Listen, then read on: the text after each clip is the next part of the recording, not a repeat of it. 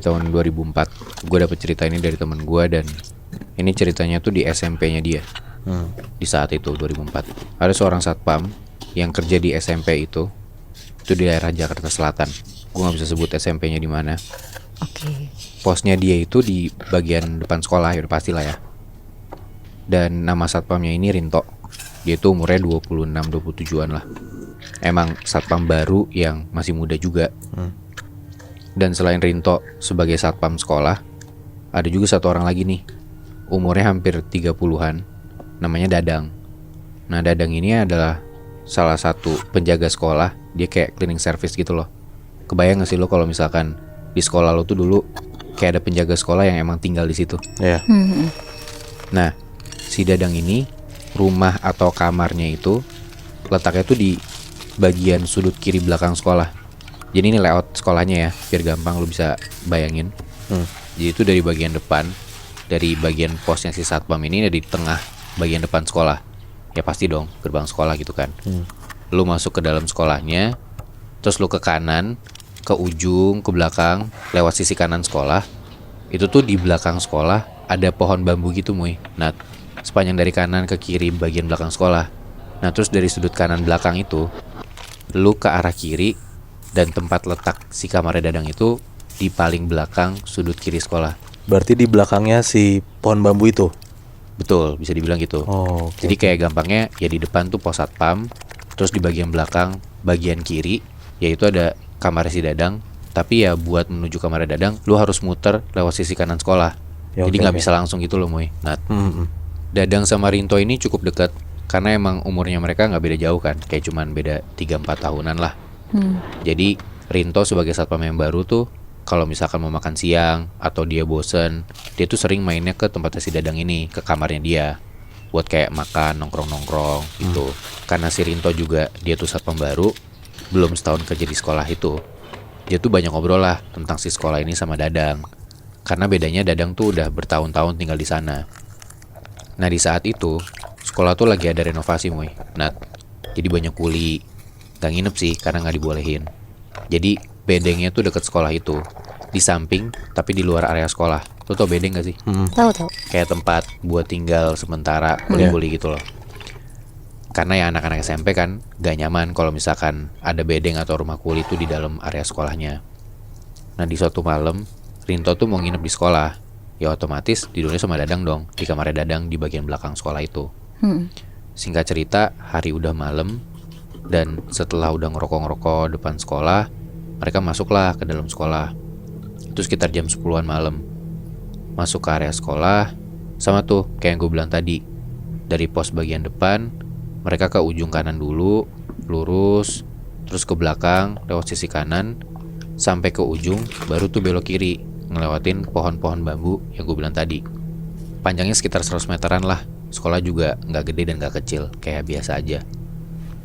Mereka nyusurin tuh pohon-pohon bambu itu, yang mana di dekat bagian pohon-pohon bambu itu juga emang lagi direnov buat bikin ruangan baru.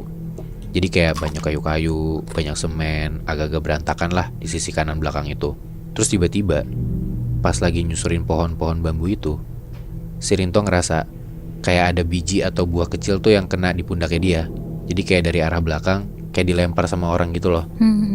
Terus Rinto respon, apaan tuh? Dari situ tuh Dadang langsung nengok, terus dia teriak ke arah belakang, jangan ganggu. Ada satu komplek di daerah Jakarta Selatan. Rumah-rumah di dalam komplek ini tuh kayak gede-gede banget gitu, lebih kayak di daerah Senopati gitu-gitu, kebayang kan? Iya. Nah, tapi komplek ini bukan komplek buntu. Jadi kayak lo tuh bisa ngelewatin jalanan komplek ini buat motong. Jadi mobil motor pun juga bisa lewat lalu lalang gitu. Jalan pintas berarti. Iya, bisa jalan pintas juga. Nah, di sana ada satu rumah tua yang udah lama banget kosong. Orang-orang yang emang udah lama tinggal di sana pun juga udah kebiasa lah lewatin rumah ini malam-malam. Dan mereka pun juga dalam tanda kutip ya, udah kenalan sama si penunggu rumah ini. Sesapam-sapamnya pun juga udah biasa banget kalau misalnya lagi ronda malam-malam ngelewatin rumah itu. Jadi kayak orang-orang lama yang tinggal di komplek itu udah biasa lah akan kehadiran si rumah tua yang udah lama kosong ini. Oke. Nah, di komplek itu ada 4 sapamnya. Biasanya 2 pagi dan 2 malam shiftnya. Nah, ada satu waktu di tahun 2014, gue diceritain sama temen gue yang tinggal di komplek itu. Ada satu sapam baru gitu, Nat. Sapam muda, umurnya 24 tahun, namanya Agus kita sebut aja. Oke. Nah si Agus ini baru kerja jadi sapam di komplek itu pas di momen itu ya yang teman gue cerita tahun 2014 itu sekitar semingguan lah. 4 sapam lainnya ya senior-senior, bahkan ada 3 sapam yang emang udah jaga di sana sekitar 20 tahun. Karena si Agus ini masih baru, jadi selalu ditaruh di shift pagi sampai sore. Jadi jam 6 sore dia udah beres kerja. Nah di malam itu untuk pertama kalinya selama seminggu dia kerja di sana, dia harus masuk shift malam, ngegantiin sapam lainnya lagi sakit. Akhirnya di malam itu dia masuklah shift malam, jam 6 sore mulai sampai jam 6 pagi. Si Agus ini shift malam sama Pak Burhan namanya, umurnya sekitar 60 tahunan dan dia udah jadi sapam senior lah di sana. Sekitar jam 8-an malam, mereka masih di pos ronda, masih ngobrol-ngobrol sambil ngerokok, biasa ngobrol-ngobrol basa-basi. Nah dikasih tau lah sama Pak Burhan ini kayak, ini komplek kan rada gede, jadi mereka tuh kalau misalnya mau patroli, mau ngeronda ya harus mencar bagi 2. Jadi kalau misalnya dia mau ngiter sambil mukulin tiang listrik tuh buat kasih tahu jam, ya harus hati-hati dan banyak doa lah, karena ini kompleknya gede dan kita harus ngiternya sendiri-sendiri. Maksudnya kan si Agus ini masih baru, ya pasti sebagai senior ya Pak Burhan ngasih tau lah kayak beberapa cerita-cerita serem, atau kayak dikasih kayak kalau misalnya lo takut amit-amit kejadian apa-apa ya lo tenang aja, lo harus gini. Oke. Jadi cerita seremnya niatnya bukan buat nakutin tapi buat ya biar hati-hati gitu ya. Iya bener Bi, karena ini pun juga pertama kalinya Agus shift malam kan. Semua udah diceritain sama Pak Burhan sampai sekitar jam 12 malam. Dan mereka harus mencar lah buat ngasih tahu jam keluarga komplek itu buat mukulin tiang listrik. Tapi ada satu hal yang lupa dikasih tahu sama Pak Burhan ke Agus, yaitu soal satu rumah gede yang udah lama kosong ini.